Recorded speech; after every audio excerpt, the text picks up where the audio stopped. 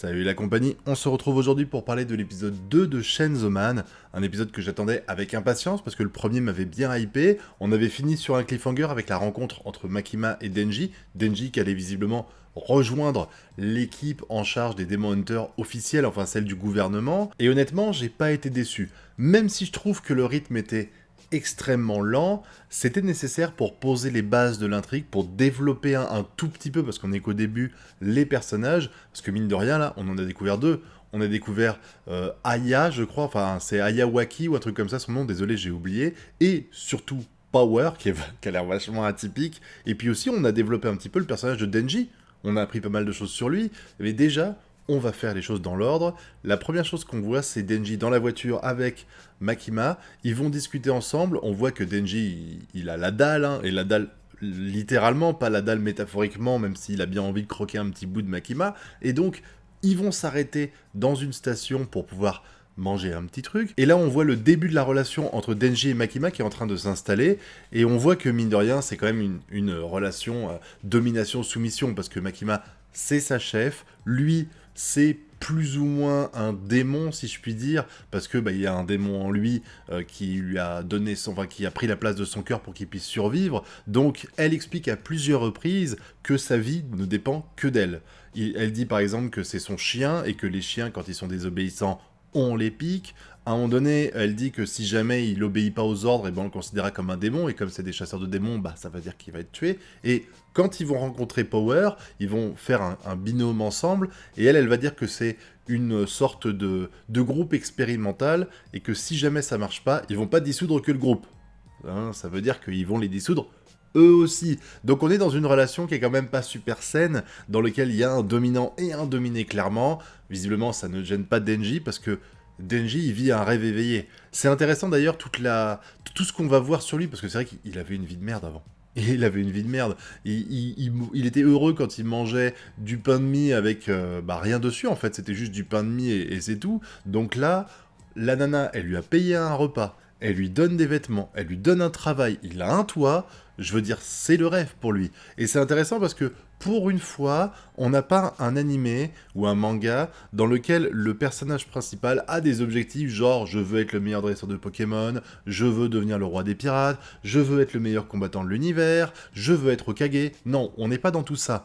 On est dans un mec, on est sur l'histoire d'un mec qui a vécu une vie tellement pathétique tout au long de son existence, que le simple fait de manger autre chose que du pain de mie et d'avoir des vêtements sur lui et une personne qui a un minimum de considération pour lui, ça lui suffit. Il vit un rêve. Mais ce qui est intéressant aussi, et ça, c'est des propos, je les ai notés, je me demande si ça aura une importance, mais j'espère que oui, sinon ils peuvent pas balancer ça dans le vent, mais en fait, Makima, elle va expliquer que il n'est pas mort, finalement, son petit toutou tronçonneuse. Il vit encore en lui. Et elle dit, c'est pas métaphorique. Je sens l'odeur de toi, l'humain, et de lui, le démon. Ce qui veut dire qu'il est vraiment à l'intérieur, il est vraiment en train de vivre la même chose que toi. Et ça va lui donner du baume au cœur, parce que ça veut dire qu'il n'est pas tout seul. Et d'ailleurs, plus tard, il va dire que sa vie a eu de l'importance. Je sais plus comment il le formule exactement, mais je crois qu'il va dire en gros que sa vie n'appartient pas qu'à lui. Et pour moi, c'est clairement... on pourrait penser qu'il dit ça par rapport à Makima, parce que c'est vrai qu'il appartient à Makima, mais moi, je le prends comme... je vis aussi pour mon copain démon qui s'est sacrifié pour moi, donc je vis une vie pour deux. Donc je ne peux pas me permettre de mourir, parce que ma vie ne m'appartient pas qu'à moi. Maintenant, j'ai passé un pacte, et je dois honorer ce pacte, et vivre la vie de rêve que je lui racontais, donc ça y est, maintenant, il faut que je le fasse. Par contre, il y a un autre truc qui m'a choqué dans ce qu'elle a dit, c'est qu'elle explique qu'il n'y a presque aucun précédent de ce qui s'est passé pour Denji. Presque. Presque. Ça veut clairement dire qu'il y en a d'autres. Si elle avait dit il n'y a aucun précédent, on aurait pu dire c'est la première fois que ça arrive, et encore, on peut toujours croiser un mec à un moment donné dans 20 épisodes qui va dire ah moi aussi il m'est arrivé la même chose. Mais là clairement, quand elle dit presque aucun antécédent, ça veut dire que c'est déjà arrivé à d'autres reprises, qu'elle connaît peut-être d'autres personnes d'ailleurs à qui c'est arrivé, et ça c'est intéressant parce que ça va forcément être développé par la suite. Bon, par contre, en dehors de la relation dominant-dominé qu'ils ont l'air d'avoir, Makima c'est quand même une sacrée salope, hein, parce que à chaque fois qu'elle peut essayer de le maintenir d'elle, autour de son centre de gravité, elle le fait. Parce que quand il demande quel est son type de femme, elle se doute que pour maximiser un petit peu les chances que Denji soit obéissant, elle lui dit, bah, mon type d'homme, homme pas femme, mon type d'homme, c'est toi Denji. Histoire de lui faire croire qu'il y a moyen de moyenner quelque chose pour lui. Et plus tard, elle va le dire encore une fois, elle va lui expliquer que si jamais il fait du bon travail, eh ben, elle va accepter de bosser avec lui. En gros, c'est pareil, c'est une petite carotte, c'est vas-y, si jamais tu bosses bien, enfin, si jamais tu fais du bon boulot, eh ben, on pourra faire équipe tous les deux, et comme ça, on pourra se rapprocher, et comme j'ai dit que t'étais mon type de mec, eh ben, il y a une chance qu'il se passe des choses. Parce qu'elle a compris comment ça marche, le monde moderne. Le monde moderne, ça marche à coups de nichons, de fesses et d'orifices. Elle sait que si jamais elle arrive à convaincre Denji qu'il y a une carotte au bout, même si elle lui donnera jamais, on sait pas, et ben lui, il va continuer d'y croire et il va faire tout son possible pour réussir à la palper, parce que c'est clairement ce qu'il dit à un moment donné. Mais c'est pas surprenant, en plus, le mec a jamais rien eu. C'est ce qu'il explique à un moment donné avec Aya, là. Il a jamais rien eu. Donc, le fait qu'elle, elle lui ait donné autant de choses, elle lui ait payé le repas, elle lui donné son manteau, elle lui donné un job, voilà, et ben ça fait qu'il se sent proche d'elle, même sans qu'elle ait rien besoin de faire, il est déjà accro, quoi. C'est ça d'avoir jamais eu de relation, de pas savoir ce que c'est que l'amitié et tout ça. Dès qu'il y a quelqu'un qui te donne un petit truc, tu sais pas faire la différence entre quelqu'un qui est juste sympa et quelqu'un qui est amoureux de toi. Et c'est le cas de Denji, on le sent bien. Du coup, il va faire équipe avec Aya, et ils vont partir dans la rue ensemble pour chasser du démon. Finalement, ils vont rencontrer aucun démon. Par contre, Aya va corriger un petit peu Denji, et il va lui expliquer pourquoi il fait ça. Il dit, ben, les gens, ils font ça. S'ils font pas ça par conviction, et ben, ça finit forcément mal. Et là, toi, comme t'as l'air d'être là juste pour serrer Makima, tu vas te pisser dessus devant un démon. Ce qui veut dire que Makima lui a pas expliqué comment elle l'a connu, parce que si elle lui avait dit qu'il avait tué le démon zombie, et que c'est pour ça que il l'avait pris sous son giron, eh ben ça serait complètement différent. Là, il lui a juste dit, bah voilà, YOLO, c'est un mec qui a des pouvoirs de démon, travaille avec lui, du coup il sait pas ça. Et donc il va y avoir le fameux clash, où il est un peu violent, mais je peux comprendre, c'est peut-être aussi pour lui sauver la vie qu'il fait ça, et du coup, l'autre, il est pas d'accord, Denji, hein, et il va taper les roustons. Il va taper que les boules, c'est trop bon quand il lui court dessus, qu'il lui tape dans les boules, et que après, quand il se relève et qu'il recommence à se bastonner, lui, il se protège le corps, et là, bam, il retape dans les boules. Il avait prévenu, il ne tape que dans les bourses, et il s'y tient, hein. Lui, il tient ses promesses, c'est assez marrant, et du coup, il va revenir en disant qu'il s'est fait attaquer par le démon rouston. C'était tellement drôle. Tu sens que... Alors, c'est bizarre, parce que lui a l'air d'être son supérieur, parce qu'il gère l'équipe. Donc c'est bizarre de le voir... D'habitude, il y a quand même une sorte de forme de respect qui s'installe. Là, le respect, il n'existe pas. Hein. Il le traite vraiment comme de la merde.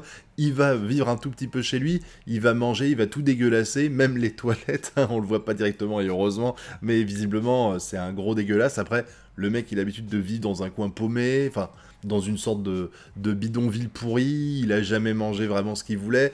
Alors, c'est la première fois qu'il prend un bain, je crois, ça a été dit comme ça, donc tu sens que la civilisation, la bienséance et tout, il sait pas trop ce que c'est. Bref, ils vont repartir en mission, et Denji va dire « J'aimerais bien serrer Makima encore une fois », ce qui va surprendre l'autre, hein, parce que oui, il est pas au courant, mais elle l'a serré dans ses bras à un moment donné, et ils vont arriver après ça dans la maison où il y a une personne qui est possédée par un démon. Alors je savais pas trop à quoi ça ressemblait, l'autre il avait bien précisé que ça changeait leur visage, je pensais pas à ce point-là, je pensais que ce serait peut-être plus subtil.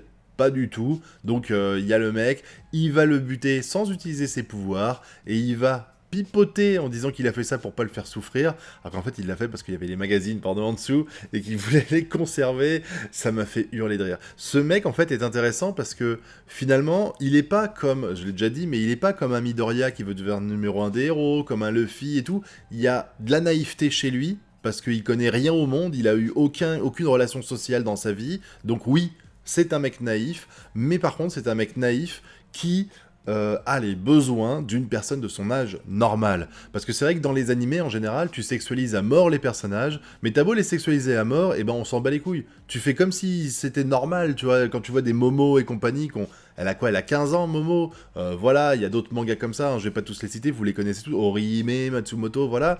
À chaque fois, on sexualise à mort ces personnages-là, mais derrière, on fait comme s'ils étaient pas sexualisés dans le manga. Hein. Comme ça, le lecteur, il bave en regardant les dessins de décolleté de fou, mais par contre, les personnages font comme si ça n'avait aucune importance, comme si c'était habillé normalement.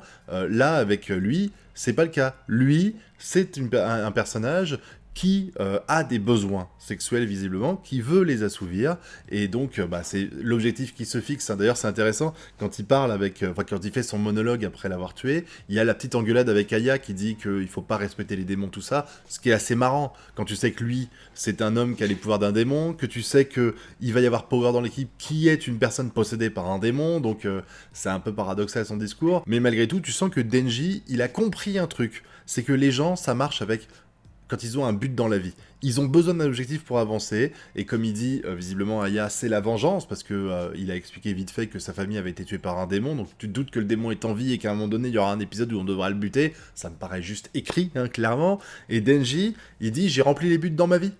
J'ai rempli tous les buts de ma vie.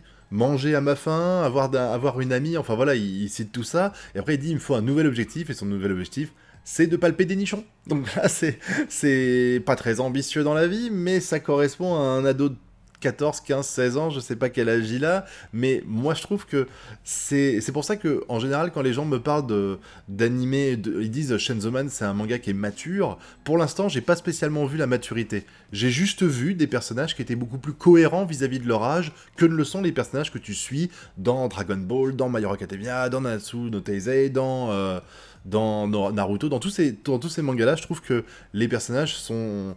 On a juste l'impression que la sexualité, ça n'existe pas, alors que là, si, ça existe, c'est même le centre, et ça correspond à ce que t'es censé... Enfin, à la façon dont on fonctionne quand on a cet âge-là, donc c'est pas surprenant, et c'est pour ça, à mon avis, que les gens parlent de maturité. Alors après, il y en aura d'autres, hein, il y a de l'hémoglobine de sang un peu partout, voilà, donc peut-être que plus tard, il y aura d'autres raisons de dire que le manga est mature, mais en tout cas, c'est intéressant, c'est pas qu'il est plus... Enfin, il est plus mature, mais en fait, c'est juste qu'il est cohérent avec les personnages qui sont là, alors que c'est pas vraiment le cas des autres œuvres que j'ai pu lire auparavant. Bon, après avoir fait ça, on va rencontrer Power, qui a l'air ultra charismatique, j'ai vraiment hâte de voir ce que ça va donner. Alors visiblement, elle est habitée par un démon.